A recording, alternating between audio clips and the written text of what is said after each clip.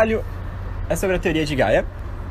A teoria de Gaia é uma teoria que foi desenvolvida em 1979 por James Lovelock e que já trazia conceitos que na antiguidade eles já eram muito vistos.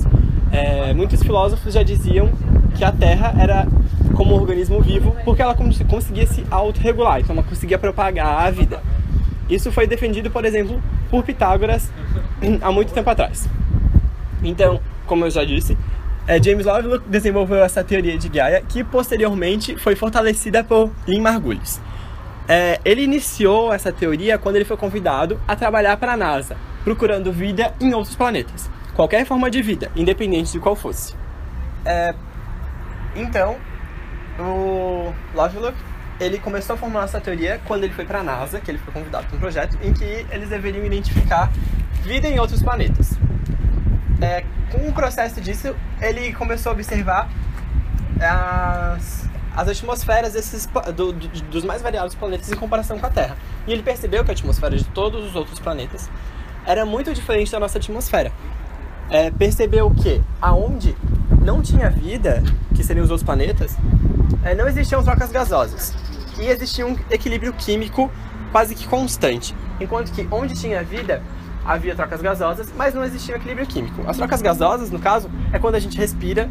Quando a gente respira, a gente puxa o oxigênio, e quando a gente inspira, a gente libera gás carbônico. E até mesmo quando a gente libera gases da nossa digestão.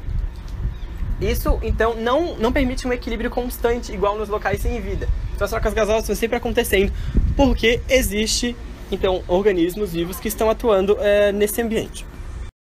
Na NASA, eles tinham um projeto de achar vida em outros planetas. E como eles queriam fazer isso? Eles queriam mandar a NASA, ela queria mandar sondas para os outros planetas, só que isso ia ser muito custoso e ia demorar muito tempo. O Lovelock ele teve uma outra ideia. Ele comparou as atmosferas de todos os planetas do Sistema Solar. Ele percebeu que todos eles têm concentrações químicas relativamente parecidas, menos a Terra. As concentrações químicas dos gases na nossa atmosfera são completamente diferentes dos outros planetas. Ele queria entender o porquê disso. E daí ele percebeu que a maior diferença que a Terra tinha para os outros planetas é que a Terra tinha vida. E daí ele começou a voltar nos seres vivos que existiam aqui, estudar e percebeu que o consumo de gases dos seres primordiais e os gases que eles mesmos produziam alteraram a nossa atmosfera e criaram um meio que tornasse possível que eles sobrevivessem. Com isso ele foi percebendo que os seres vivos, eles não eram simplesmente moldados pelo meio, mas eles também de certa forma conseguiam moldar o meio em que eles viviam para criar condições favoráveis à vida.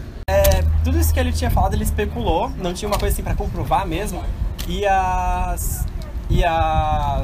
comunidade científica na época não aceitava muito. Então ele criou um modelo matemático chamado de Daisy World, em que tinha um planetinha parecido com a Terra, só que ele era todo marrom, ele tinha uma estrela parecida com a nossa, né, o Sol, que brilhava, que jogava radiação, calor em cima dela. E no planeta só existiam flores de margarida preta e de margarida branca. Então aconteceu o quê?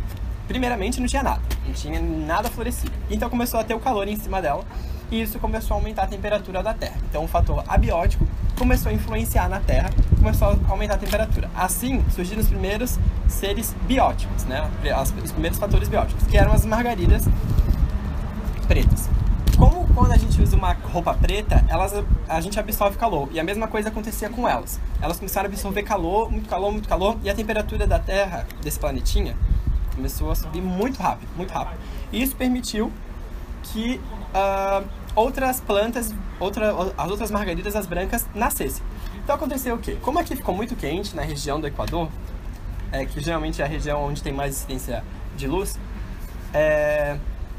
as plantas pretas não conseguiam mais viver porque era muito quente e foram para os trópicos, ou seja, foram mais para longe do centro da linha, né, do Equador da Terra, desse planeta. Aí, com isso, com o aumento de temperatura, foi possível que as flores, que as margaridas brancas nascessem. E elas eram brancas, então é parecido com uma parede branca, quando a luz bate, ela reflete. E isso é caracterizado como albedo, então é a característica de reflexão de radiação e temperatura. Isso acontece principalmente porque elas eram brancas. Isso acontece também na Terra. Quando bate, por exemplo, nos polos, que é branco, a luz bate e ela volta então para o espaço, não ficando essa energia, toda essa temperatura presa na Terra. Com esse albedo, com a absorção das margaridas pretas e o albedo das margaridas brancas, começou então a ter um equilíbrio dessa temperatura. Nem subia muito, nem expelia muito calor. Então começou a ter um equilíbrio. Ao invés de subir muito rápido essa temperatura, começou a ficar mais estável. Só que continuava tendo radiação constante, já que não tinha nenhum outro fator, não tinha rotação, não tinha nada. A radiação continuava incidindo nesse lado do planeta. Logo, com o passar do tempo, ficou muito quente para todas as plantas viverem aqui no Equador, nessa regiãozinha aqui. Com isso, mesmo com o albedo das margaridas e a absorção das pretas, a temperatura subiu bastante e elas tiveram que migrar então e fugir do centro do globo. Assim, as margaridas pretas foram para os polos e as brancas foram para os trópicos. E continuou esse processo de interação entre uma absorvia e a outra expelia, e assim foi equilibrando o planeta. No final, ficou muito quente e aconteceu o quê? Só ficaram vivas as margaridas brancas nos polos. E elas continuaram esse processo de expulsar o calor. Então elas continuavam tendo a capacidade de albedo, de refletir a radiação, no caso. Só que, mesmo elas refletindo essa radiação que era incidida pela Terra, grande parte da área ainda estava recebendo calor. Então, mesmo que elas refletissem onde elas estavam, nos outros locais estava esquentando. E a Terra continuou esquentando, esquentando, esquentando, até que o planeta voltou a ser todo marrom e estéril e não ter mais vida nenhuma. Então, isso exprime bem a relação então, dos seres vivos com o ambiente. É muito parecido com o que as árvores fazem quando elas expelem o gás oxigênio, e isso permite que a gente respire ou utilize o oxigênio na nossa produção de energia. Aqui, quando uma planta absorvia calor, no caso, uma planta absorvia o calor, outra estava expelindo, e isso regulava a temperatura. Então é bem interessante a gente ver que os seres vivos influenciam sim no meio em que a gente vive. Uma outra forma de avaliação seria pedir para a pessoa colocar aqui nesse caderno a opinião dela sobre o nosso trabalho. Porque pedir para ela comentar, às vezes a pessoa fica com medo de dar uma crítica. Então aqui ficaria mais fácil, porque ela ficaria um pouco menos envergonhada, ela não teria que encarar a gente assim para falar. Outro método avaliativo que a gente ia propor para os alunos do stand seria perguntar para eles que gases eles achavam que tinha na atmosfera de Marte e da Terra. E após eles responderem, a gente ia falar que a Terra possui uma grande quantidade de nitrogênio e uma menor quantidade de gás carbônico se comparada a Marte. E Marte possui uma quantidade baixa de nitrogênio. Isso quer dizer que essa composição atmosférica da Terra é toda propícia para a vida, enquanto nos outros planetas essa atmosfera é muito diferente e assim a vida não ocorre da mesma forma.